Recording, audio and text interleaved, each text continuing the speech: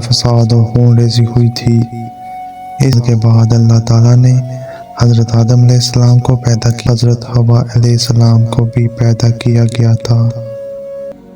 حضرت آدم علیہ السلام کی تخلیق سے پہلے دنیا پر جنات کی حکومت تھی۔ جنات کو اللہ تعالیٰ نے آگ سے پیدا کیا تھا۔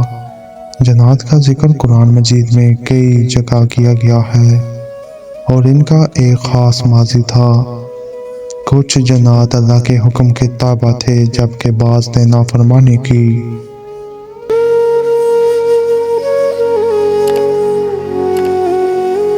بسم اللہ الرحمن الرحیم۔ السلام علیکم۔ حضرت آدم علیہ السلام کی تخلیق اور اس سے پہلے کی دنیا کے بارے میں اسلامی تعلیمات میں تفصیل ملتی ہے، خاص طور پر قرآن مجید اور حدیث میں۔ آئیے اس موضوع پر مکمل تفصیلات پر بات کرتے ہیں۔ حضرت آدم علیہ السلام کی تخلیق۔ حضرت آدم علیہ السلام کو اللہ تعالیٰ نے پہلی بار انسان کے طور پر پیدا کیا۔ قرآن مجید میں اللہ تعالیٰ نے فرمایا، بے شک میں زمین پر ایک خلیفہ بنانے والا ہوں۔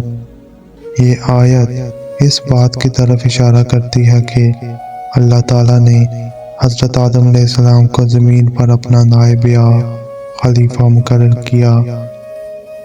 حضرت آدم علیہ السلام کا جسم مٹی سے بنایا گیا تھا اور روح اللہ تعالیٰ نے اپنی طرف سے پھونکی تھی۔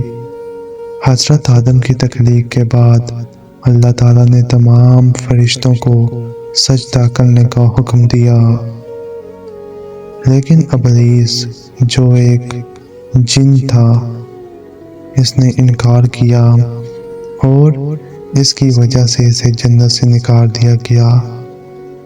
حضرت آدم علیہ السلام سے پہلے کی دنیا۔ حضرت آدم علیہ السلام کی تخلیق سے پہلے دنیا پر جنات کی حکومت تھی۔ جنات کو اللہ تعالیٰ نے آگ سے پیدا کیا تھا۔ جنات کا ذکر قرآن مجید میں کئی جگہ کیا گیا ہے اور ان کا ایک خاص ماضی تھا۔ کچھ جنات اللہ کے حکم کے تابع تھے جبکہ بعض نے نافرمانی کی۔ ان میں سے ابلیس تھا جو کہ ایک نیک جن تھا مگر اس نے اللہ کے حکم کا انکار کیا۔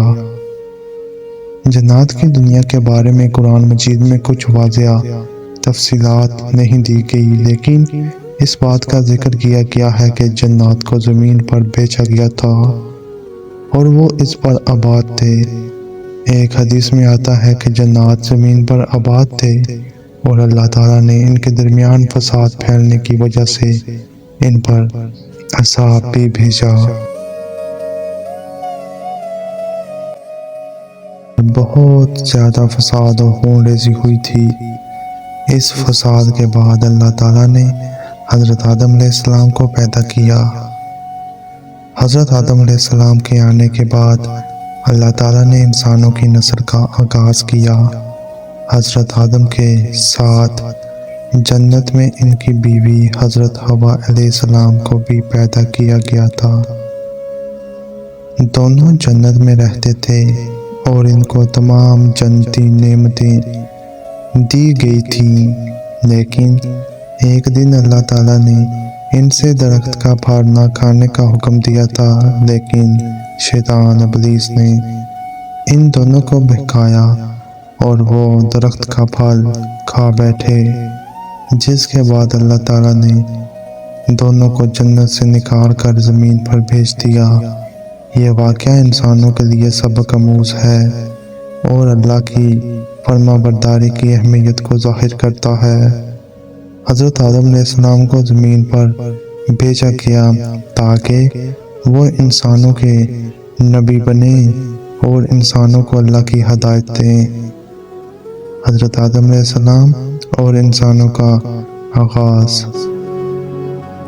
حضرت آدم علیہ السلام کی تخلیق کے بعد انسانوں کی نسل کا آغاز ہوا۔ حضرت آدم علیہ السلام کو اللہ تعالیٰ نے نبی مقرر کیا اور انہیں وحی بھیجی تاکہ وہ لوگوں کو اللہ کے بارے میں سکھائیں اور ہدایت دیں۔ حضرت آدم کو اباؤ کا درجہ دیا گیا، والد کا درجہ دیا گیا، اور ان کی نسل سے انسانوں کی تعداد میں اضافہ ہوا۔ حضرت آدم علیہ السلام کے بعد دیگر نبیوں کا سلسلہ جاری ہوا، جیسے حضرت نوح، حضرت ابراہیم، حضرت موسیٰ، حضرت عیسیٰ اور آخر میں حضرت محمد مصطفیٰ صلی اللہ علیہ وآلہ وسلم۔ جنات کی تخلیق اور ان کی تاریخ۔ اسلامی روایات کے مطابق جنات کو اللہ تعالیٰ نے آتش سے پیدا کیا۔ جنات کی تخلیق کی ابتدا کا ذکر قرآن میں آیا ہے، اور جنات کو ہم نے پہلے ہی آگ کے جھلمٹ سے پیدا کیا تھا۔ جنات کی دو قسمیں ہیں: مسلمان جنات جو اللہ کی عبادت کرتے ہیں، کافر جنات جن میں سب سے اہم اور مشہور ابلیس ہے۔ ابلیس کو اللہ تعالیٰ نے فرشتوں کے ساتھ جنت میں رہنے کی اجازت دی تھی، مگر جب حضرت آدم علیہ السلام کی تخلیق ہوئی تو اللہ تعالیٰ نے تمام فرشتوں کو حکم دیا کہ وہ حضرت آدم کو سجدہ کریں۔ ابلیس نے انکار کیا، اور اسی انکار کی وجہ سے اللہ تعالیٰ نے اسے جنت سے نکال دیا۔ اس کے بعد ابلیس نے انسانوں کو گمراہ کرنے کی قسم کھائی اور ان پر وسوسے ڈالنا شروع کر دیے۔ نتیجہ، حضرت آدم علیہ السلام کی تخلیق سے پہلے زمین پر جنات آباد تھے، اور کچھ جنات اللہ کی عبادت کرتے تھے جبکہ بعض نے نافرمانی کی۔ حضرت آدم کی تخلیق کے بعد انسانوں کی نسل کا آغاز ہوا، اور حضرت آدم علیہ السلام اللہ کے پہلے نبی تھے۔ ان کی داستان انسانوں کے لیے ایک سبق ہے کہ اللہ کے حکم کی پیروی کرنا اور شیطان کے وسوسوں سے بچنا ضروری ہے۔